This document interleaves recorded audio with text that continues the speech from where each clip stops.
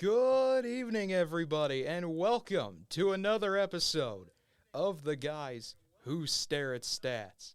I am Cade Kennedy, and I am joined by a very special guest today. Nobody. That is correct. We currently have no one here. We did start a little earlier than usual. Usual Conor Gray might join me later on in the show today. I don't know if he will or not. I hope he does. It is Cinco de Mayo, so a happy Cinco de Mayo to anyone who celebrates that out there. But our top story today, our main story today, at least for me being an Oklahoma fan, the main thing to get into is, well, what Oklahoma did, their big deal with ESPN Plus, the Sooner Vision Agreement, Oklahoma announcing that effective August 1st, 2022, things are going to look a whole lot different. The Sooner Sports TV days are going to be over. There are no more pay-per-view football games. That game and the spring game will be moved to ESPN Plus. I cannot say how happy I am that Oklahoma's finally entered what feels like the modern era of streaming and everything. Sooner Sports TV, I mean, it served its purpose. It really did. There were times where I could see why Oklahoma needed it to broadcast baseball and softball when regional sports networks had things going on. But in this day and age, there's absolutely no reason to have it. Have all your softball, baseball, any sport, gymnastics, anything, golf even. With how good at sports Oklahoma is, no matter what it is, it seems Oklahoma's good at it. And so I think that it makes 100% complete sense to have Oklahoma on ESPN Plus. They mentioned today that, it will be everything. Everything will be transferring over. There will be nothing left tied with either Bally Sports Oklahoma. There'll be nothing left tied with Sooner Sports TV. It will be all completely 100% moved over.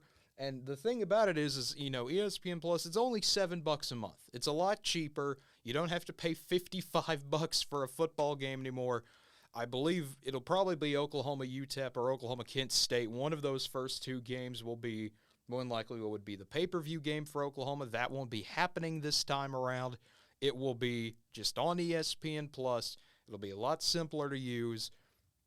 And getting down directly to what they said would be on it, the one regular season Oklahoma football game, which would usually be the pay-per-view game, 25 Oklahoma men's and women's basketball games, pretty much the home games you would usually see probably on Bally Sports Oklahoma, a lot of your early season games, maybe some conference games for the Big 12, you never really know there, probably some baseball and softball as well. All other Olympic sport live game content for Oklahoma athletics. This would be your men's and women's gymnastics. This would be your golf. This would be, a whole bunch of sports that you could cover here. Volleyball as well. Anything that Oklahoma can cover and offer at home will now be on ESPN Plus, which I think is just absolutely wonderful. And, there's so much stuff that'll be in here as well. Obviously, you already get the ESPN 30 for 30 library. You get access to a whole lot of other things. So I think if you haven't made the switch now, if you're an Oklahoma fan like myself, you have to get ESPN Plus when it rolls around in August. You absolutely have to. It's going to be a great addition. It's going to be just what I've been waiting to see Oklahoma do, and it also works as Oklahoma transitions into the SEC. Once Oklahoma makes the SEC move, this deal will just get absorbed into that, and then will become a part of the SEC network, and it'll just consolidate everything even further. So Oklahoma doesn't have this dead weight with it. They can trim it out, and everything will be good there. So I'm happy to see that Oklahoma has gotten this taken care of and out of the way. The other thing I want to talk a little bit today, D1 baseball rankings came out just a little bit earlier this week. Tennessee, well, what a surprise. The Volunteers have been playing wonderful this entire year. They're still number one. Oregon State staying at number two. They've pretty much been in that number two spot, it feels like, the entire year. Not a whole lot of teams out west are going to start or really start even to compete with the Beavers, it feels like, some days. And so, Oregon State just tremendous. And another OSU that wears orange and black, Oklahoma State at number three. They make a big jump. Oklahoma State playing some wonderful baseball. They got the big sweep of Texas a little bit ago. And they're continuing to play wonderful baseball as well. You go down the list, Arkansas at 4, Virginia Tech at 5, Miami at 6, Southern Miss at 7. It's still weird seeing, I mean, that's the power of college baseball, just seeing small schools you really wouldn't think of being there and just able to compete with anybody. UCLA at 8, Texas Tech at 9, Louisville 10, Stanford 11, Gonzaga 12, Texas A&M 13, Virginia at 14, UConn 15, Notre Dame 16, Texas State 17, Maryland 18, Auburn 19, LSU 20, Georgia Tech 21, Georgia 22, Florida State 23, TCU at 24, and UC Santa Barbara moving in at number 25. So interesting to see how that shakes up. Obviously, the Big 12 still has a good amount of talent. Oklahoma baseball taking on TCU this week. That's going to be a big series for the Sooners. Oklahoma State, as always, they have challenges in the Big 12 still, but it doesn't feel like they have as many.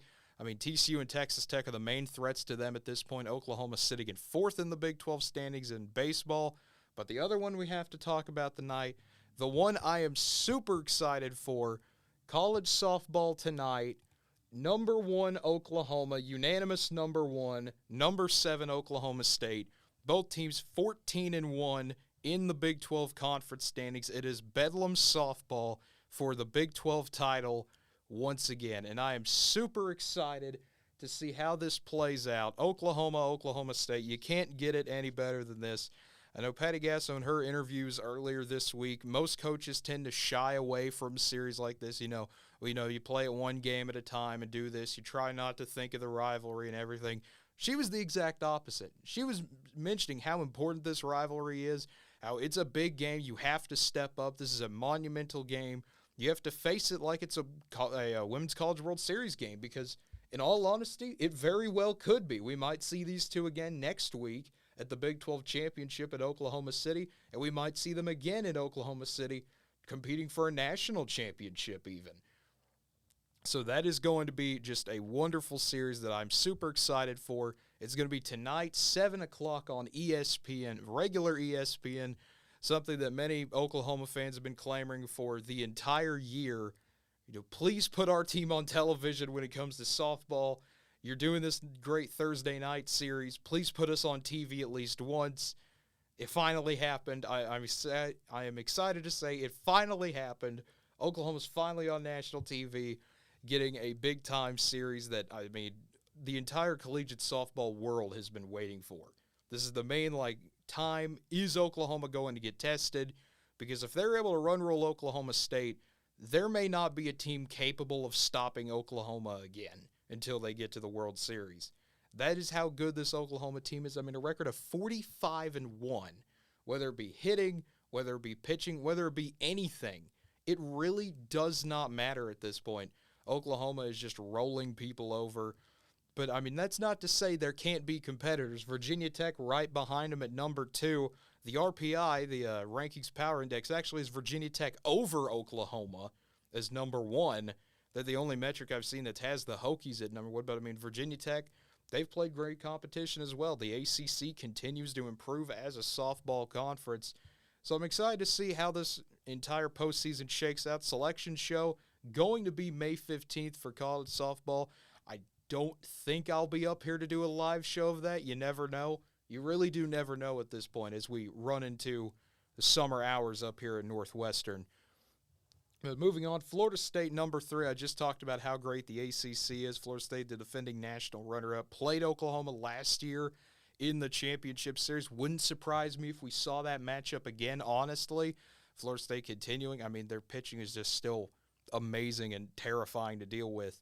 Then UCLA at number 4, the Bruins, you always expect to see them here, just the power of college softball. When you think of dominance in college softball, UCLA's got to be the first one that comes to mind. Oklahoma's been the team of this decade. UCLA is the team in college softball and still will be until someone finally yanks that away from them. Arkansas at number 5, the Hogs once again just continuing to play great, just running through the SEC. That's not something we see a whole lot of in college softball nowadays, a team being able to just run through the gauntlet of the SEC. Northwestern at number 6. Unfortunately, not our Northwestern. If little D2 Northwestern was up there causing problems, that'd be something. But the Wildcats running through the Big Ten. We usually don't see a whole lot of challenges from the Big Ten. If it is, you think of Michigan usually.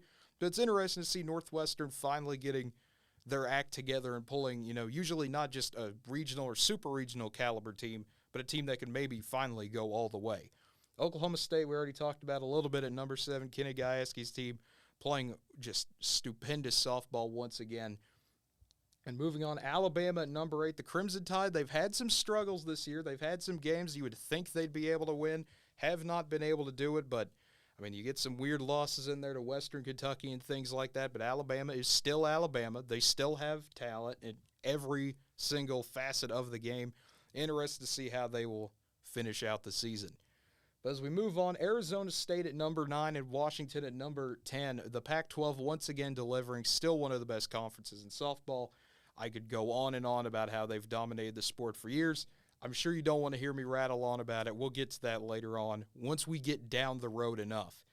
But kind of giving you the rest of the rundown here, Florida at 11, Tennessee at 12, Duke 13, Texas 14, Kentucky 15, Auburn at 16, Clemson 17, Georgia 18, UCF at 19, 20 is LSU, Notre Dame 21, Michigan at 22, 23 is Missouri, 24 is Stanford, and 25 is Oregon. You can see the balance pretty much shakes out after that top 10. You're either SEC, ACC, Pac-12, or Big 12. It's one of those four. The only real exception to that is, Notre Dame and UCF.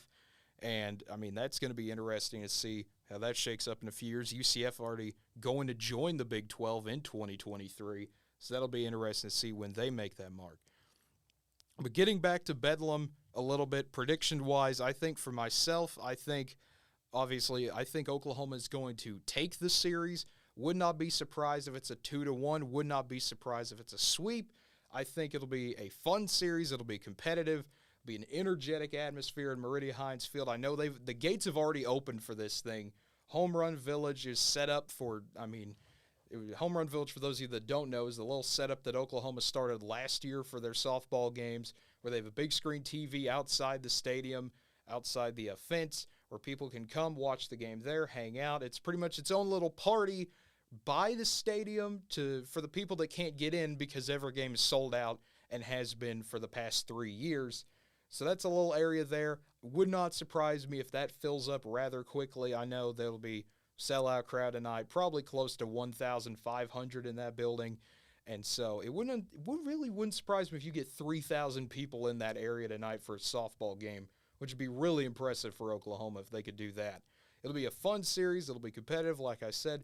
Wouldn't surprise me, though, if Oklahoma still gets a sweep. Not to say Oklahoma State's bad by any means. That's just how Oklahoma is this year. It takes them playing a really bad game, and you still have to play a really amazing game to beat Oklahoma. That's why they're 45-1. But moving on from the world of college sports, moving on to the NBA, it has been a wild time. I know we have not been here to cover it as much. It has been a bit interesting with finals going on and everything, and having life problems, I guess you could say, having to do other things. But jumping in a little bit right now to where every series is, Milwaukee and Boston is a 1-1 series right now. Both games really back and forth, and they've seen kind of blowouts on both sides. You've seen Milwaukee be able to dismantle Boston. You've seen Boston be able to dismantle Milwaukee. That's what happened on Tuesday with the Celtics getting a 109-86 win. So this is going to be a decisive Game 3, I think, on Friday. Or not on Friday. I want to say on Friday because there's no games today, which is really odd to think about no games being today for the NBA. First time that has happened in a while. But on Saturday, my bad. But it will be really interesting to see how that game goes, being at the Pfizer Forum in Milwaukee. I think if the Bucks can take that one, that is going to be one of those games that it's got to be a deciding factor in the series. It has to.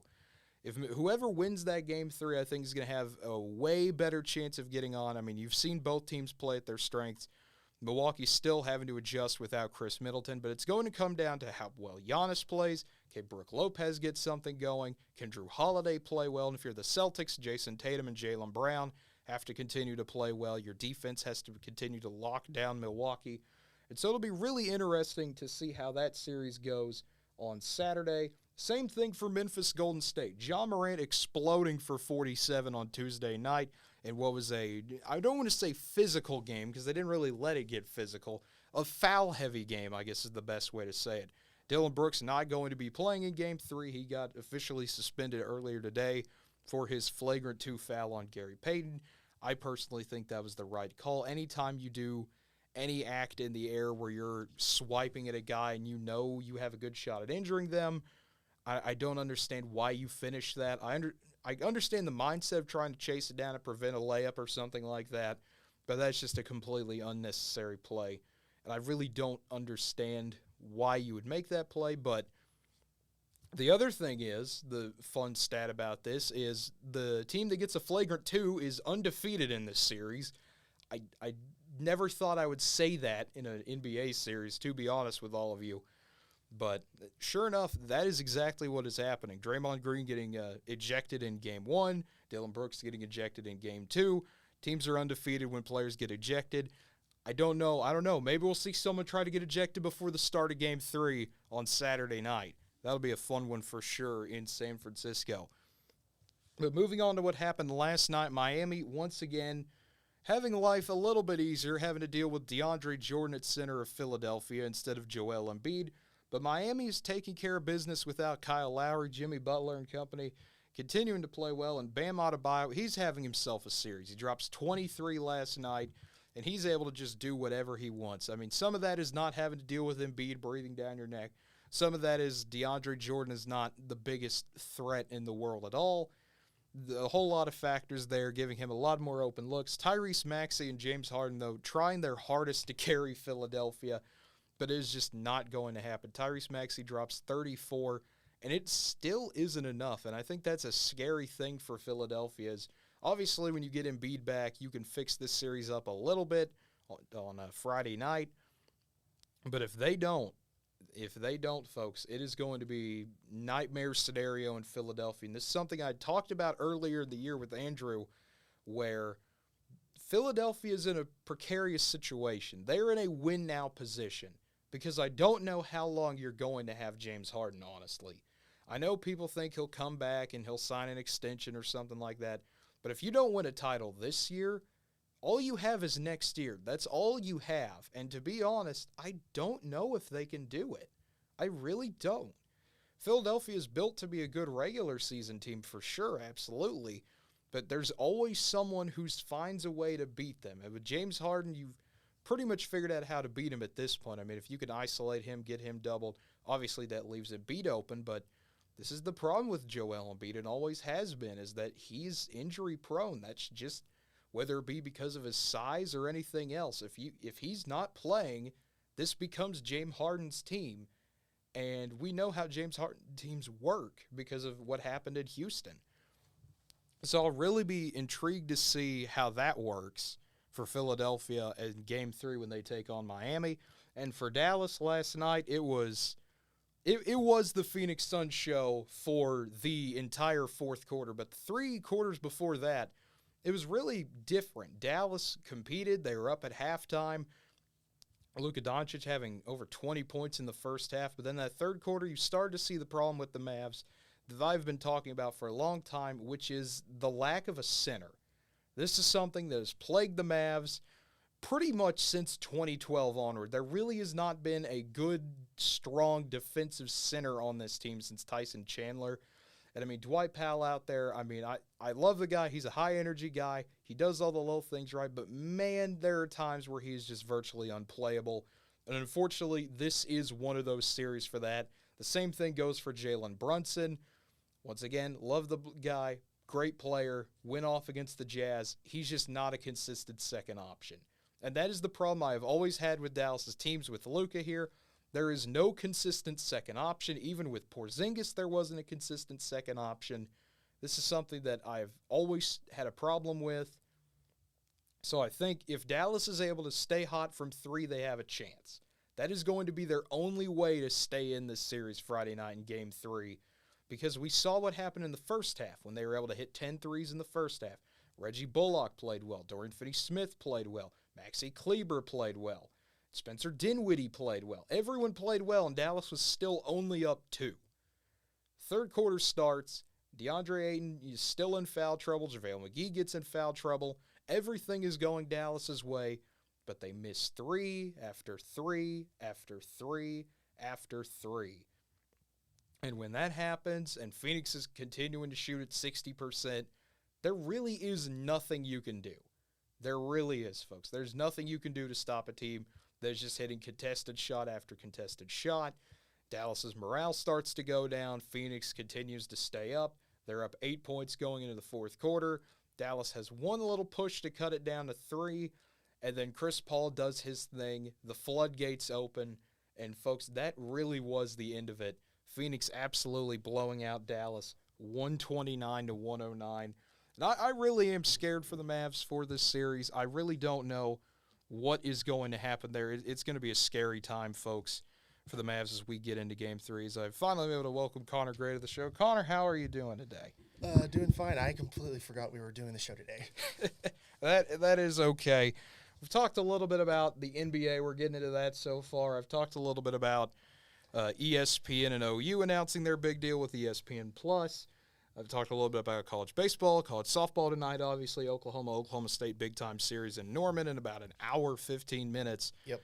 Should be a big series there, but I've just been kind of recapping what's been going on Tuesday and Wednesday, where every series is at in the NBA. Should be, hopefully, an interesting time Friday. No games tonight. It is a NHL exclusive night, so I don't know, do with that what you will, people. Just do with that whatever you want. Either watch some hockey, watch some softball, watch a movie. I don't know. Depends on how much you're actually interested in watching hockey. Which for me, I'll be watching some hockey tonight. I will try to watch Jocelyn Allo hit some dingers because that's what happens. Hopefully, 45-1. That's all I'm saying. Hopefully, make it 46-1. That's all I can hope for.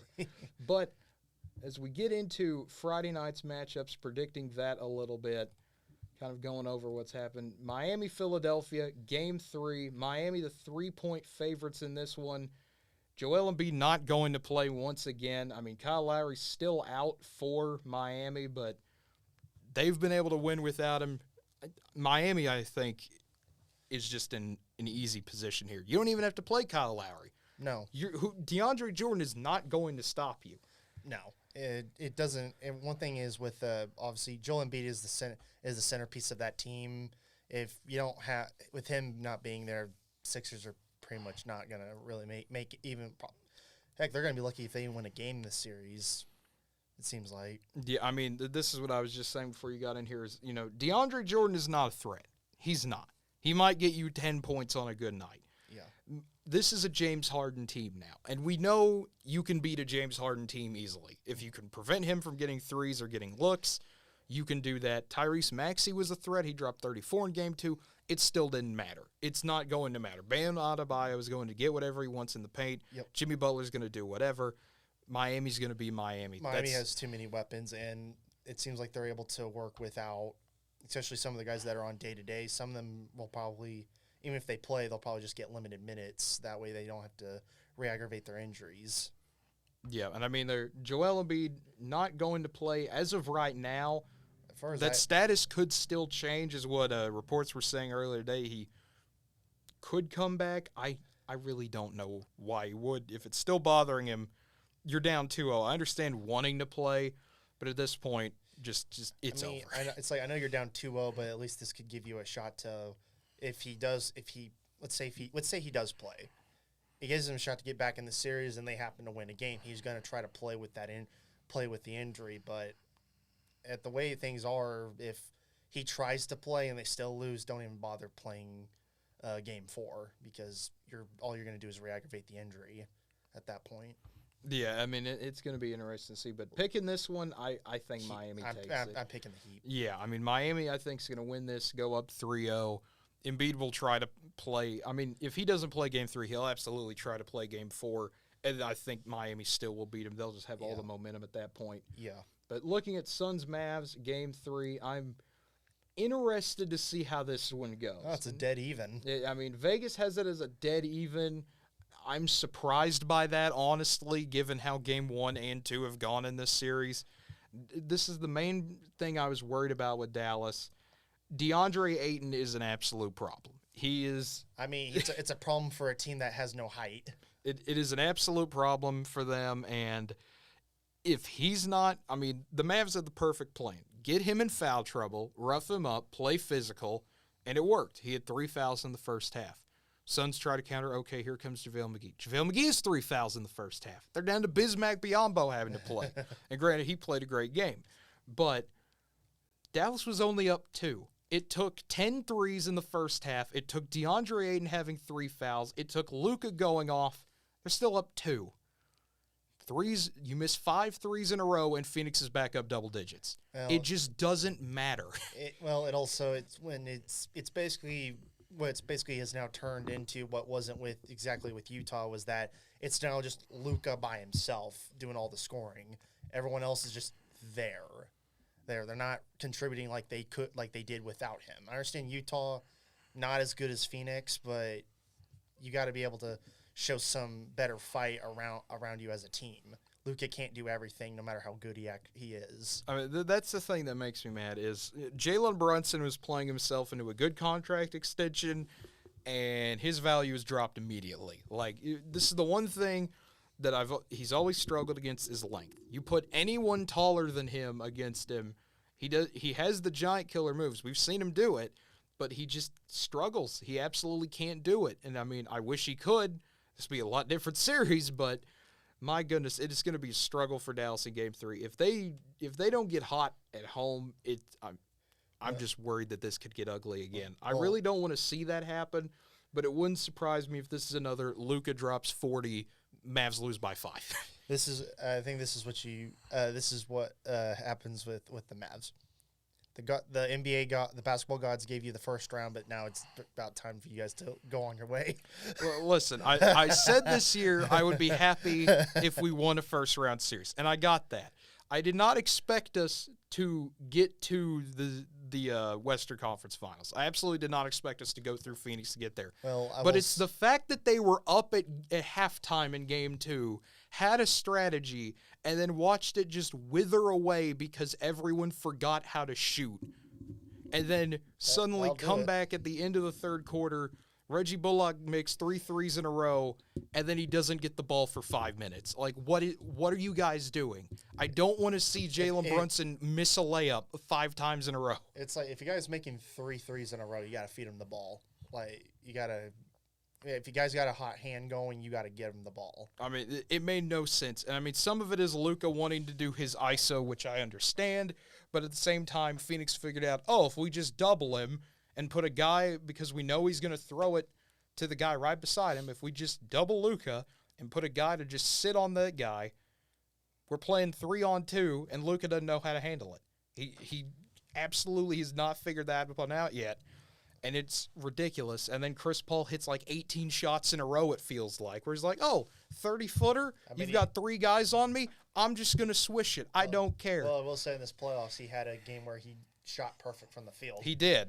And then he does it. The thing that makes no sense to me about the Mavs is, like, the defense has been okay at times. Yeah. Chris Paul is going to do his little rip-through move every time you try to guard him. And every time Dorian Finney-Smith walks up to him, Chris Paul does his little rip-through, and he never learns how to – he's going to do that. He's going to do it every time. Stop letting him do that. No, if you're gonna foul him, foul him. Like if you're gonna foul him, hard foul him. If he does that, just pick him up or something. Just clothesline him. Do what Shaq did, where he just picked him up in the air. It was just like, listen, I'm just gonna pick you up. I'm a foot taller than you, and I'm also 2 times stronger than you. I know. It's just one of those. It annoys me. I was just thinking the entire time. I was like, he's gonna do it.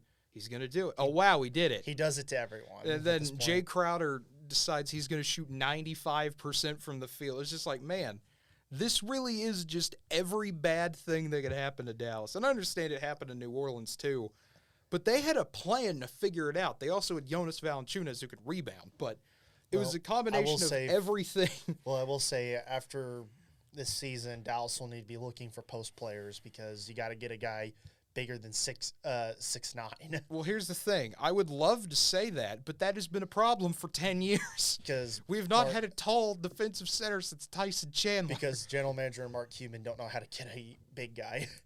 I'm at the point. And the one time they did get a big guy, they shipped him off to Washington. Well, yeah, and then Porzingis was. I mean, he was a big guy, but he just wanted to sit on the perimeter the entire time. But it was one of those where it's just like, okay, Well, can we please trade for Rudy Gobert? I would like one Rudy Gobert, please. well, with the way things are going, you might be able to get him. That's what I'm hoping for. That's all. He'll want, because just how I know I'm not sure if it's more of a media narrative or whatever, but yeah, it doesn't seem like that's going to go so well. I mean, the rumor was he went to the front office and said it's either me or Donovan Mitchell, and I hope the Jazz are dumb enough to be like, okay, we're going to keep Donovan Mitchell. We'll never find a guy who can score 25 in a game again. Let's just get rid of our amazing defensive player of the year because our team doesn't know how to perimeter defend. But you know what? That's the Jazz's problem, not Dallas'. Exactly. And then looking at the Saturday games, it should be a pair of great ones on ABC. I'm excited to see how these games go.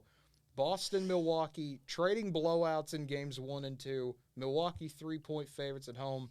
Marcus Smart still day-to-day. Don't know if he's going to play or not. Wouldn't surprise me if he played in this one. Celtics trying to get back to full strength, and they just beat the Bucks by 23.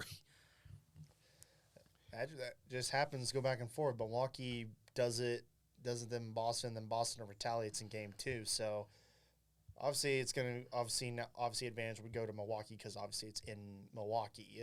But it's going to be one of the interesting series, but I'm hoping every single game is not like a blowout. I'm hoping like games start getting more heated up.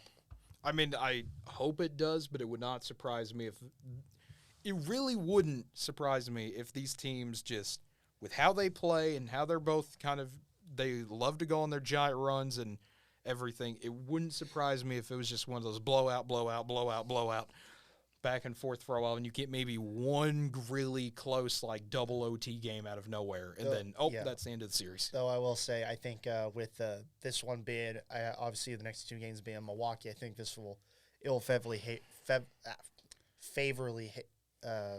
favor Milwaukee. Yeah, I'm just getting my words mixed up. Yeah, I think it'll be 1-1 again. I really think we'll get to Game 5 and it'll be tied again. I think Milwaukee takes this one, and then Boston takes Game 4. That's about how I feel with this. I think Milwaukee will take both games, and then when they go back to Boston will take Game 5. All righty. But moving on to the next one, Grizzlies-Warriors going out to the West Coast now. Dylan Brooks got suspended for Game 3 with the flagrant 2. Got ejected 3 minutes into that game. And then out for this one, Gary Payton obviously going to be out. Andre Iguodala going to be out. So this will be an interesting matchup. Warriors 7-point favorites in this one. And that really doesn't surprise me. It took Ja Morant doing everything he could, dropping 47 points in Game 2. I think the Warriors will be mad. They'll come out. They'll play angry. They'll get revenge in this one. I think Warriors will take Game 3, probably beat up Memphis a little bit, but I think Game 4 will probably be a bit of a different story. Yeah, I mean, it wouldn't surprise me if the Warriors win both of these and this series ends in 6. It really wouldn't. I think Golden State is the better team than Memphis. I think they're just injured more this year. Yeah. But, I mean, it wouldn't surprise me if Memphis hung around and took this to, 6 or 7. I just think Golden State's the better team. I think Memphis will get there. They're just young at this point. I think Memphis just needs another year and maybe another player to help out. Yeah, it'll be interesting to see how they do it. But as we move on to the NHL, kind of the final thing to tackle today. First of all, the NHL playoffs are here. We haven't covered them yet, being scheduling and everything, not having a show Tuesday and not having obviously not doing a show over the weekend because we don't do that. Yeah. I mean, we might do that once we get to summer. You never know. Depends on just how our schedules it depends on how our schedule's lined up. We'll figure that out. We'll let you know on whether it be Facebook, Twitter, anywhere if you want to give us a follow there to keep up with updates on everything. See when we go live, when we don't, because school is technically done for us. It ends tomorrow is officially the final day, but you never know. We might be back up here in this room with no one else on campus. You never know. But kind of quickly running through some of these games, looking at what happened Monday, got everything started. First game of the playoffs, and Carolina just thrashed Boston 5-1. Toronto Toronto getting a 5-0 win over Tampa Bay. They were hyped up.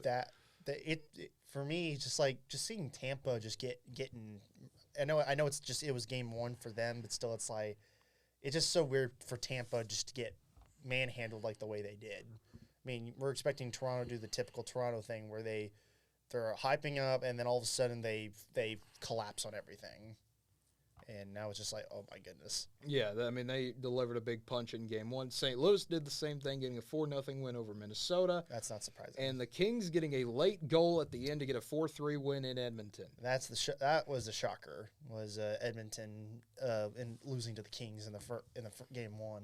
And then Tuesday, yet another big one, triple OT game. Always love to see these. Pittsburgh getting a 4-3 win over the Rangers. And then Washington getting the upset win over Florida, 4-2. Go Caps. Colorado destroyed Nashville, 7-2. And Calgary getting a nice 1-0 shutout over Dallas. So basically the one team that actually did what we all thought we did, that we weren't surprised about, was Colorado. Yeah, Colorado did exactly what I thought they would. Calgary struggled a little bit, which I can kind of understand. They're not used to being the division winner. They're kind of used to Vegas existing, but they're not here. I think also Dallas just putting up a better fight. Dallas. I mean, Nashville's without one of their better players too, and that also is going to be a nightmare for them. Yeah, but I think it wouldn't have. I think the score probably might have been. Colorado probably wouldn't have scored as much, maybe, but I still think Colorado would have beaten them up anyways. Probably, and then what happened last night? Carolina once again getting a 5-2 just dominating win over the Bruins. Canes are looking extremely good right now. Yep. And then Tampa Bay returning favor with a 5-3 win over Toronto. Minnesota doing the same with a 6-2 win over St. Louis. And the Oilers as well with a 6-0 win over the Kings. So pretty much it was a night of revenge for everyone except Carolina. So basically, Edmonton finally did what they were supposed to do against the Kings. Edmonton did what everyone expected them to do a little bit. Tampa, obviously for them getting payback, but still a really good hard fought game. God, I'm getting my words mixed up. Yeah. Then obviously the games tonight: Pittsburgh, New York at 6 on TNT. TNT's first playoff game that they'll have, and at 6:30 on TBS, the first one they have: Washington and Florida. Nashville, Colorado at 8:30, and Dallas, Calgary at 9. Looking at Friday's games, Carolina makes the trip to Boston, 6 o'clock on TNT. Toronto, Tampa Bay, 6:30 TBS.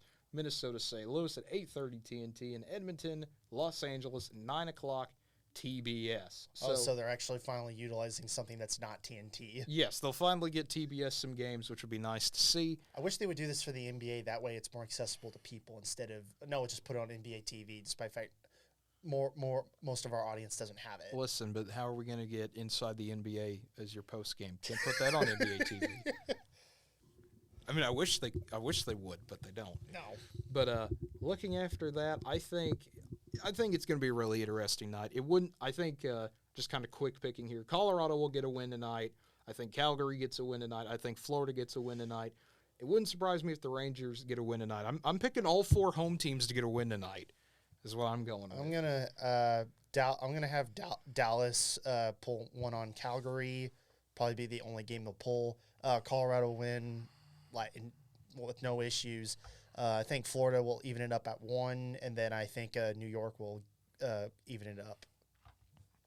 And then looking at Friday's games, picking them real quick, I honestly think Carolina gets the win in Boston. It wouldn't surprise me if Carolina just sweeps Boston at this point. Boston's barely Boston's hanging on, but I think they're at the point where they're not going to keep it together. So I think they're mentally having a breakdown because they were starting to kind of implode on themselves and trying to more get into fights with Carolina at the end of game 2 instead of trying to actually play hockey.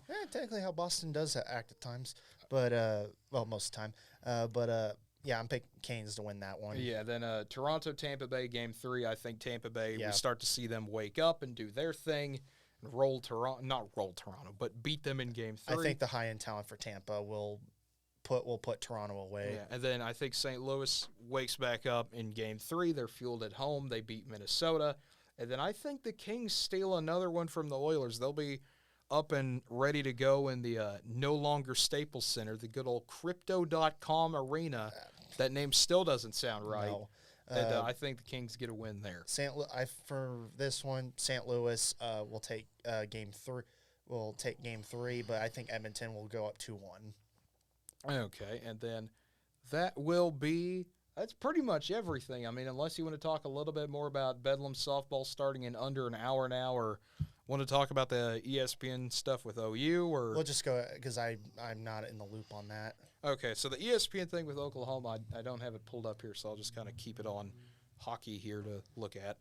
Is the main thing today? Oklahoma announced that because their Bally Sports Oklahoma deal ends in June 30th of this year. The Bally Sports stuff. So all the Sooner Sports TV pay-per-view stuff It's all going to ESPN. is all going to ESPN Plus. So no more pay-per-view football games. The spring game will be on ESPN Plus for football next year. All baseball home games, all softball home games, anything not picked up by ESPN or Fox will now go to ESPN Plus. Alrighty. So I think it's a good thing. And then it'll allow them to just slowly merge that into the SEC network when they need to. So I think it's a great move for Oklahoma. I'm extremely excited with it's how a that deal happens. that you all knows OU needs all the money they can get right now, even though they're still really hurting financially. I mean, it's said to be the biggest third-tier rights media deal for any school single-handedly. Yes, but while you're receiving that money, you're also going to be spending a lot of that money on other stuff. So you're not really going to make as much profit as you would like. I'm excited. I really hope ESPN's just helping us fuel the get the heck out of here money, because that'd be nice. I'm ready to go to the SEC at this point. I don't want to get your butts kicked. I really don't want to be here till 2025. I'll be honest. I think the quicker the better. I mean, it would be cool to see a year with the 14-team Big 12, but a part of me is just like, I want to go play Alabama and Georgia. I know we'll get beat. You want to get beat up? I want to get beat so we can, iron sharpens iron. So I want to go walk into Brian Denny. Beat up. You never know. Dylan Gabriel might turn into Trevor Knight. No, you never know. No, he won't. We might sacrifice another season to beat Alabama in a game. I will say Dylan Gabriel actually is better than Trevor Knight. I mean, a chair could be better than Trevor Knight. At least the chair wouldn't be colorblind. Oh, hey, he's wearing red. No, he's wearing orange, Trevor. Don't throw him the ball. Oh, wow, he threw another pick six. Oh, my goodness. Anyway, I'm not going to go back down that road. But OU softball tonight, I'm excited about that. I think it'll be a fun series. And also, this is a way to kind of close out Big 12 play, and also just the two best teams arguably in softball right now. Yeah, so that's what I talked about. Number 1 versus number 7. And you've got, they'll probably meet again in the Big 12 championship. Oh, more than likely they will, unless OSU or OU just randomly dropped a game for no reason. Yeah, so they'll meet more than likely in the Big 12 championship stuff. We still need to get tickets for that. Yeah, we probably do if we want to go down there. But they probably will meet again in the Women's College World Series. It wouldn't surprise me if that happened. I'm sure they would love to see that happen and try to get 20,000 people there for one game. For the NCAA, they will want that because that stadium's going to get filled up if that happens. Yeah, I would say you get to see the full the state of Oklahoma takeover effect, which will be really fun. It always is. I always enjoy turning them on. And it's like, well, it's Oklahoma State versus Washington. And it's like, oh, that's a lot of orange. And it's like, it's Oklahoma versus Florida. It's like, that's a lot of red. It's like, where'd all the Florida fans go? I thought you guys traveled well.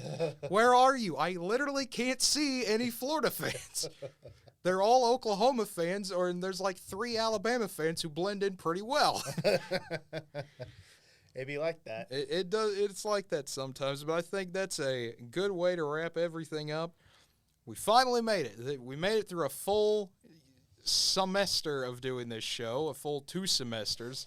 Started this thing back in August, is hoping, we could get a single viewer to watch this. And we had 6 earlier tonight. So we thank you, as always, for tuning in, everybody. I know this is a bit shorter edition of the show. There simply isn't a whole lot to talk about right now, honestly. I was happy that the ESPN stuff got announced today because that gives me something to talk about because there's no NBA stuff today. And I do thank you for tuning in. As always, you can give us a follow here on Twitch. Subscribe to our YouTube channel at NWTV7. Follow us on Facebook, Twitter, Instagram, TikTok. We have a Spotify now, if you even know what that is.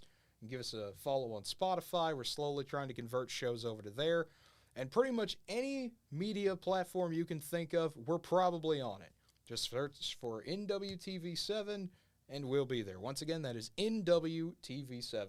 So for Connor Gray, I'm Cade Kennedy. Until next time, whenever that next time is, we'll see you then. Have a great night, everybody.